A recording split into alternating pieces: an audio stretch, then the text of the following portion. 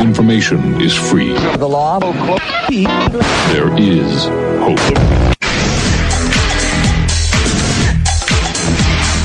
It's a revolution! Get down on your knees and show some appreciation. If this is true, we should listen and be grateful. Welcome to today's broadcast of A View from the Nest. I'm your eye in the sky, Alan Scott, traveling across the cyberscape from high atop my perch at WNGS Studios, bringing you today's news and commentary from a conservative Christian viewpoint. You may wish to visit us on the web at www.eagleviews.org or follow us on Twitter at Eagle's Nest. Hi folks, Al Scott here, keeping a sharp eagle eye focused on current events, ever vigilant and standing ready to fight for faith, family, and freedom. A true moderate who believes that moderation is the key to freedom. No golden microphone here, just the values of the golden rule. And this is the way I see it.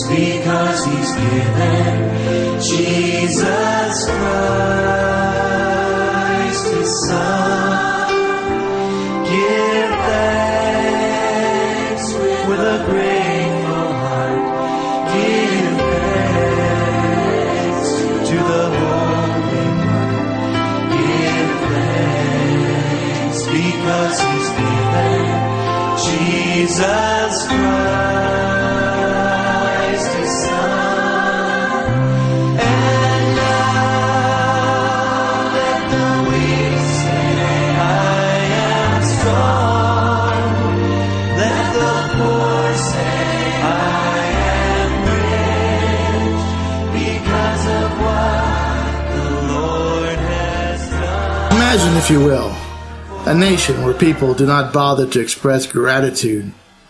Imagine a society devoid of benevolence and humility. Unlike what some people think, Thanksgiving is not a binge feast. Yet the meal's a bit much, dinner table usually groaning with the weight of food. With the abundance of delicious food, it's understandable why people give their weighing scales a holiday. The underlying philosophy behind Thanksgiving celebration is offer thanks to God. Hello folks, this is Al Scott with meditations on the true meaning of Thanksgiving.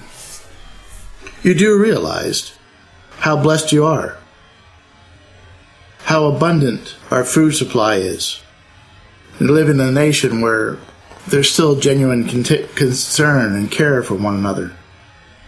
Many people are not that lucky. Thanksgiving, then, gives us an opportunity to express gratitude.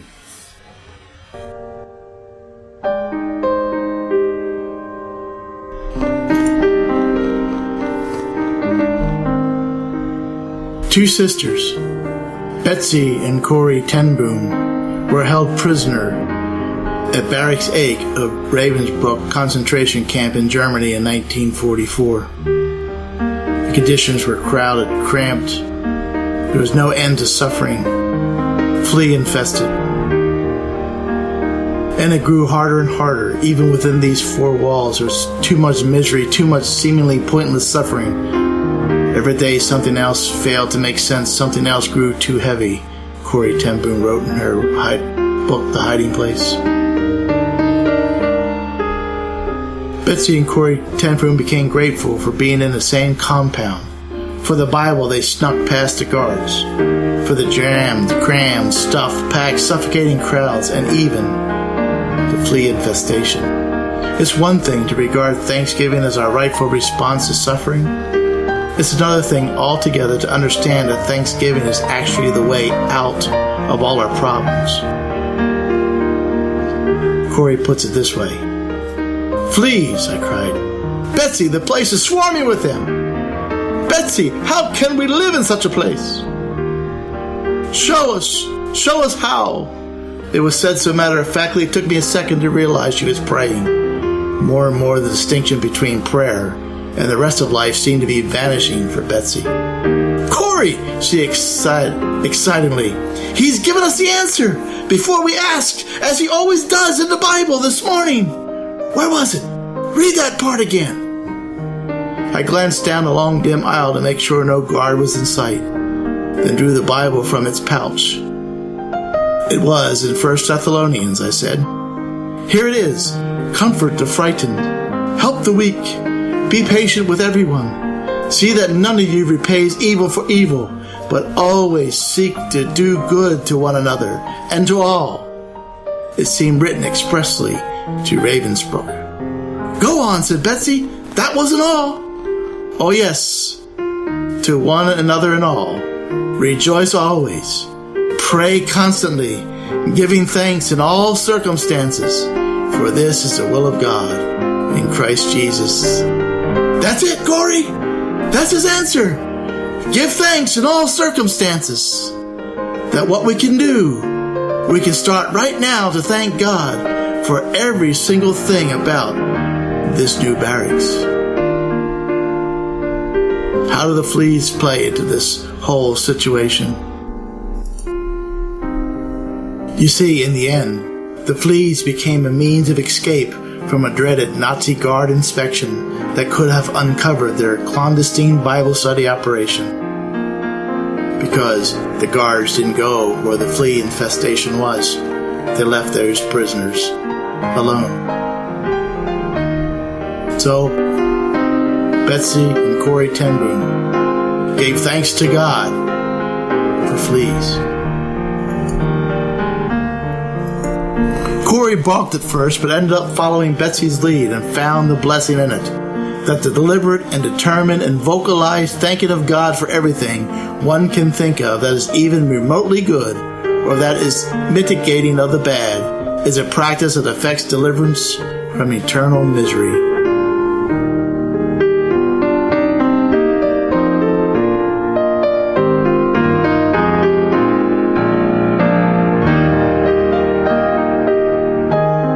Count it all joy, my brothers, when you meet trials of various kinds. For you know that the testing of your faith produces steadfastness. And let steadfastness have its full effect, that you may be perfect and complete, lacking in nothing.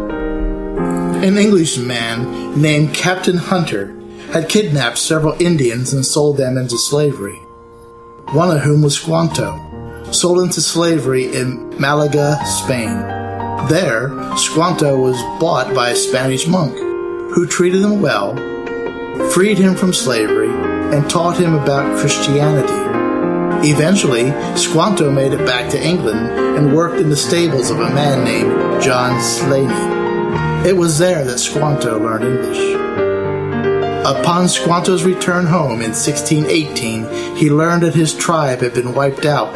As you might imagine, he was devastated and couldn't understand how God could allow this to happen.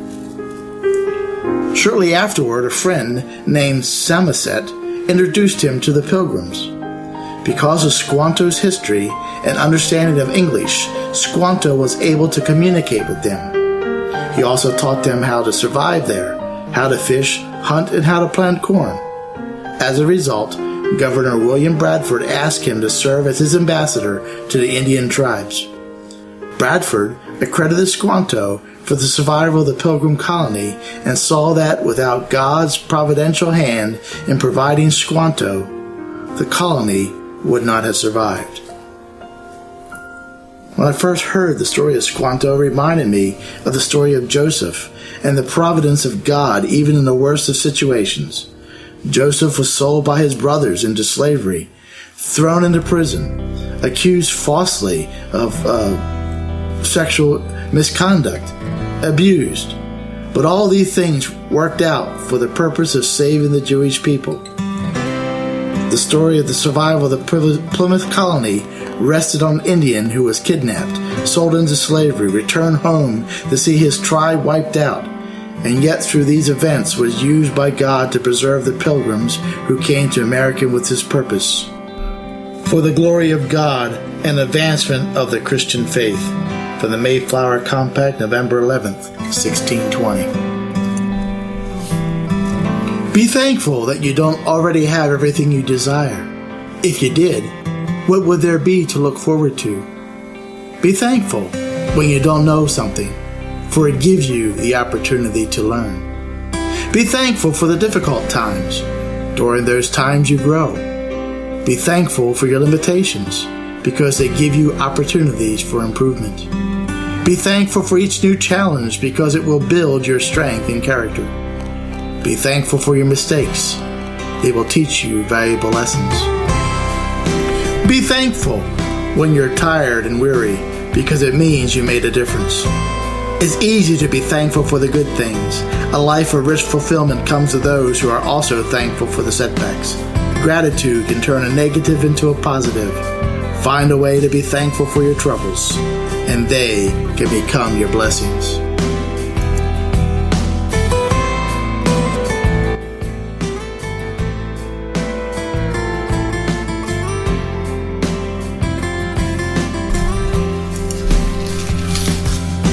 In the late 1860s, life was good for Horatio G. Spafford and his wife Anna. They were living in the north side suburb of Chicago with their 5 children, Annie, Maggie, Bessie, Tanita, and Horatio Jr. He had a successful law practice in Chicago. The doors of the Spafford's home were always open as a place for activists to meet during the reform movements of the time. Horatio G. Spafford was quite active in the abolitionist movement. Frances E. Willard, president of the National Women's Christian Temperance Union, as well as evangelical leaders like Dwight L. Moody, were often guests in their home. Spafford was a Presbyterian church elder and a dedicated Christian. Until now, Horatio and Anna Spafford had led a charmed life. They had everything going their way.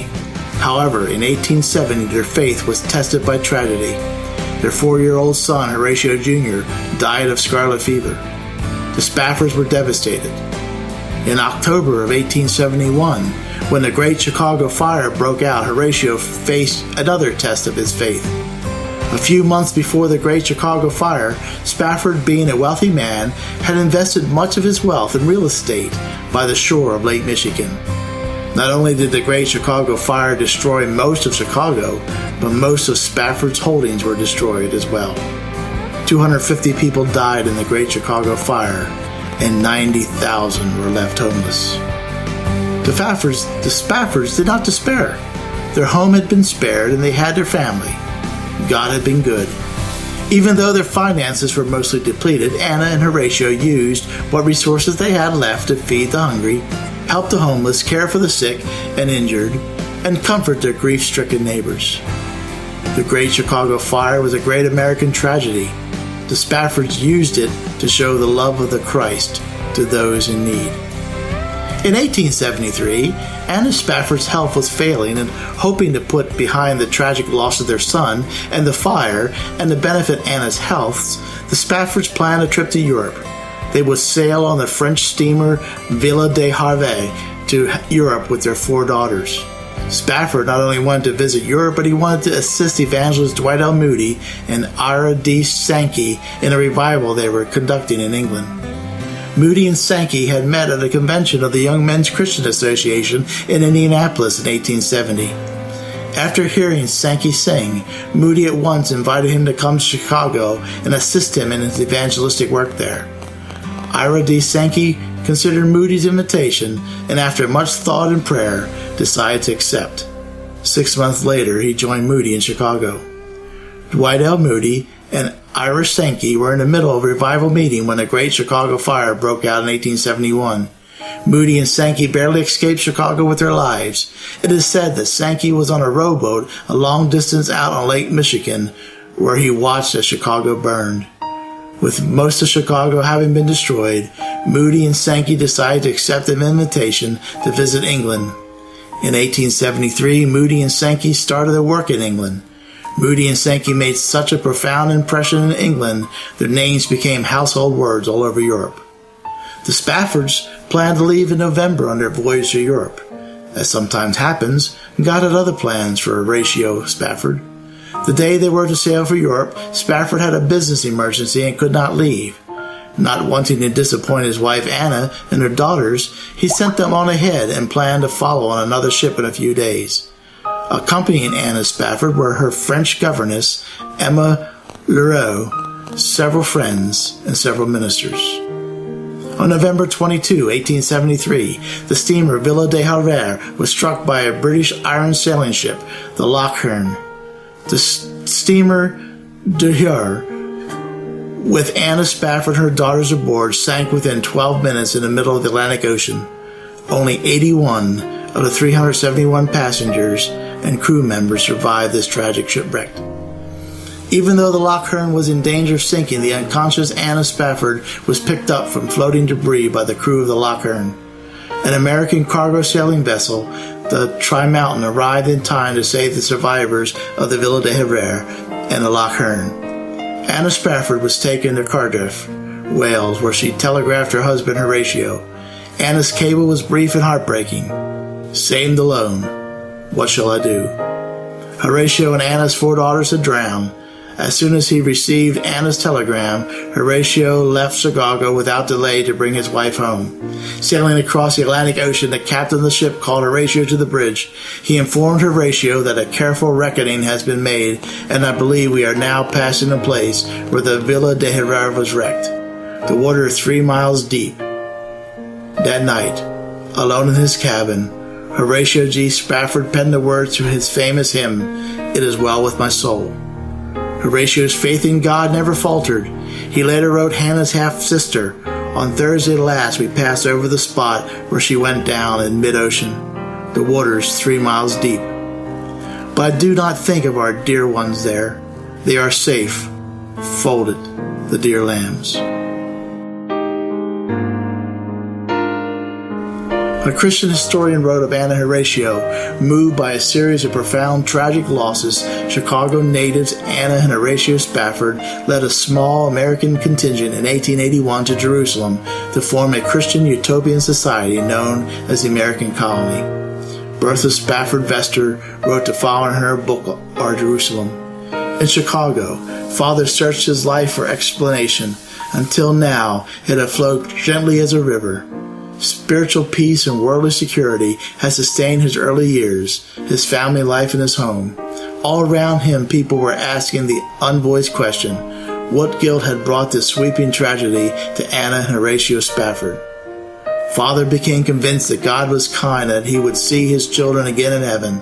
This thought calmed his heart, but it was to bring Father into open conflict with what was then the Christian world.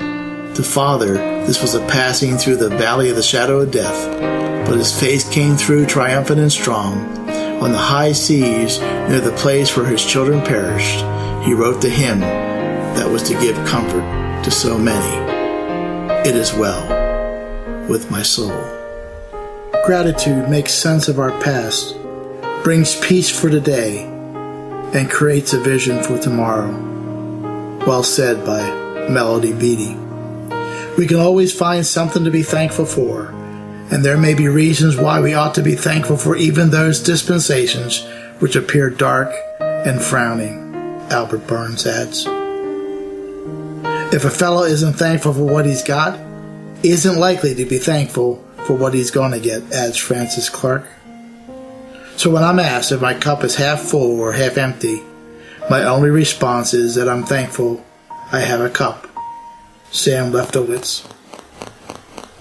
Thanksgiving, after all, is a word for action. Happy Thanksgiving, and may God bless you and yours.